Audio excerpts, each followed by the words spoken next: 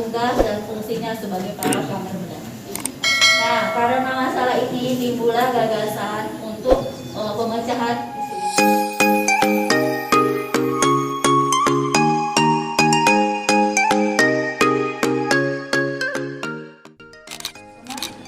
Terima kasih sebelumnya saya ucapkan atas kehadirannya hari ini, terutama kepada kepala instalasi maupun wakil kepala instalasi yang telah memberikan kesempatan kepada saya hari ini untuk melakukan sosialisasi, dan juga kepada teman-teman tim IBS yang solid.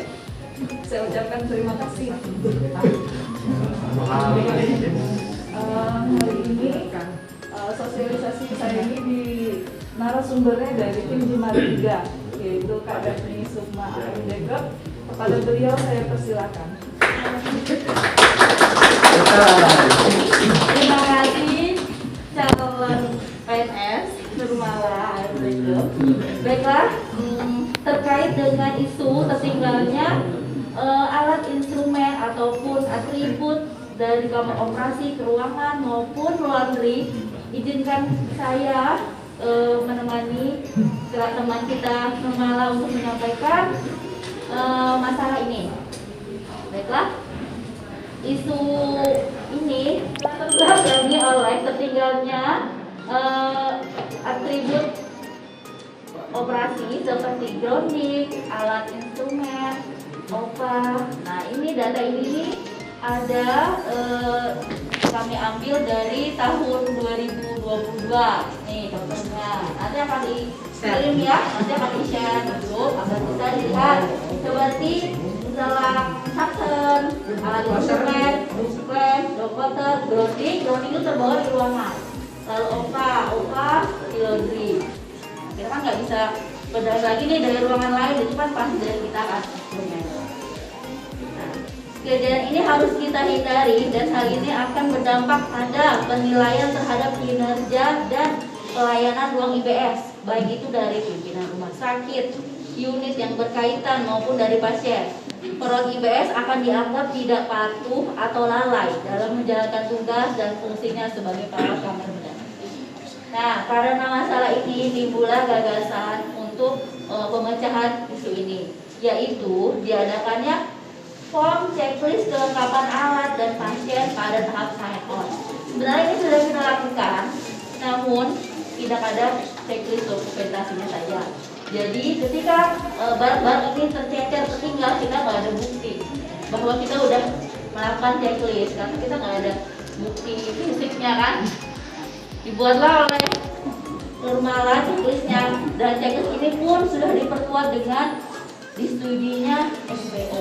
Jadi ini harus kita lakukan karena udah ada SPO-nya. Kita kan kerja harus sesuai dengan SPO ya.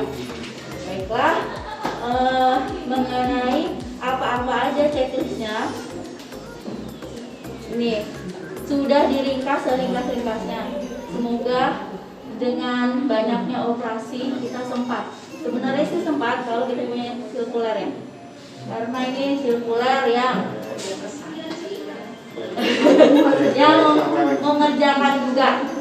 Ini komponennya apa saja? Satu, cek kelengkapan alat instrumen dasar, instrumen tambahan, instrumen pribadi operator atau dari luar, instrumen atau alat khusus. Yang kedua, cek kelengkapan alat anestesi seperti OPA, ECT, LMA, kanul suction, konektor, dan lain-lain. Untuk ini akan kami adakan simulasi.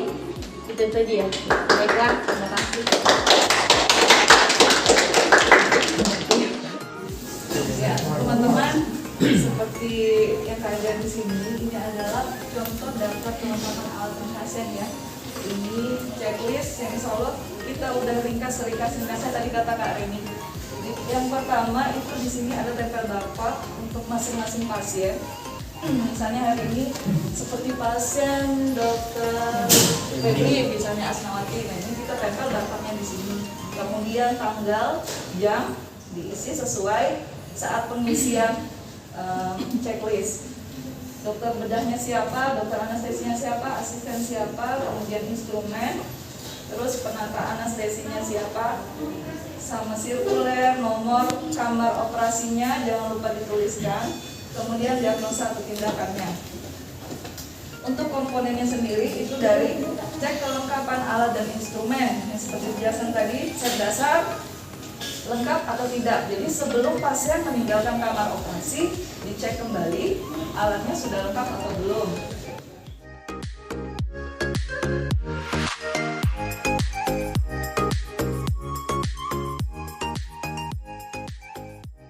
Terus form checklist ini kita simpan di banteks yang sudah disediakan ya teman-teman, ada di ruang diisi, ada tulisannya di situ. Jadi ini dokumentasi untuk kita, nggak keluar. Bukan rame aja. Ini sebagai arsip lokasi, sebagai bukti kalau misalnya kita memang melakukan pengecekan ini. Mungkin boleh ditunjukkan SPO yang sudah diterbitkan per tanggal berapa itu terbitnya? Oke, ini teman-teman SPO-nya. Ini terbit pada tanggal 6 Oktober tahun 2020.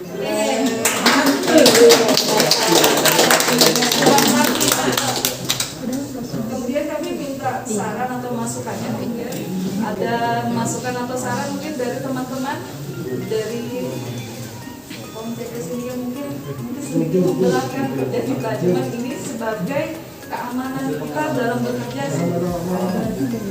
Silakan teman-teman, ada yang memberikan masukan atau memberikan saran? Bisa per oka nggak? Maksudnya itu lembar per oka, jadi nggak perlu kita bolak-balik ke depan. Lagi kalau untuk Sabtu Minggu itu sore atau malam kan kurang orang. Jadi kalau bolak-balik Atau lembarnya diadakan di depan. Gimana? Di depan aja. Jadi kan sekalian kan disisipkan kan? Ya. Mungkin saya malah mungkin ini kan baru, perlu sosialisasi terus menerus untuk mengingatkan pada teman-teman. Saya harapannya sih mungkin tiap minggu bisa disosialisasikan. Tadi ada kata-kata yang sangat bermanfaat, sangat bagus tadi yang waktu Randy memaparkan bahwa ini adalah kinerjanya IBS, gambaran kinerjanya IBS, kelalaian dari tenaga IBS tadi kalau sampai itu terikut, karena ini memang juga salah satunya jadi mutunya laundry, ada barang medis, alat-alat yang terikut ke laundry. Nah, ini salah satunya memang IBS yang jadi sorotan selalu setiap pada laporan apel itu selalu ada terikut alat itu, maupun alat medis maupun non medis itu selalu dari IBS. Nah, makanya IBS ini sudah disorot untuk keteledorannya ya, karena ini memang seharusnya tidak boleh, sesuai dengan apa yang kata Dr. Pipin, seharusnya kita zero ya, nol, tidak ada kesalahan yang terikut alat-alat tersebut. Nah, jadi tadi juga Dr. Pipin meminta ini adalah bentuk ide kaizennya IBS. Nanti kita mungkin kalau untuk eventnya bisa kita masukkan, karena ini sangat bagus dan sudah terbit sampai ke SPO. Artinya ini kita adalah sudah dukungan dari direktur kita ya. Mungkin dari saya itu. Mungkin dari mana? Ada lagi, kita beri aplaus dulu